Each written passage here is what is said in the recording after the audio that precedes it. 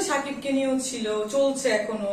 শাকিবকে নিয়ে যে গুঞ্জন নাই তা কিন্তু না, জায়েদকে নিয়ে চলতেছিল, শেখ নিয়ে চলতেছে, লাইক সব জায়গা। এখন আবার ইউএসএ নিয়ে চলতেছে, চলতে থাকে, গুঞ্জন তো থাকবে। এখন আচ্ছা। যেভাবে গুঞ্জন চলছে তাহলে তো সব দেশে একটা একটা করে রাখতে হবে।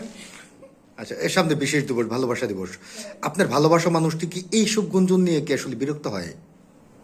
আমার ভালোবাসা মানুষ তো অনেক, কে বিরক্ত হয়? মিষ্টির ভালোবাসা মানুষকে আমার ভালোবাসা মানুষ আসলে বলা যাবে না। আমার ভালোবাসা আসলে একটা আপেক্ষিক ওয়ার্ড। ভালোবাসা বলে কিছু ওরকম নাই, জাস্ট এ কমিটমেন্ট।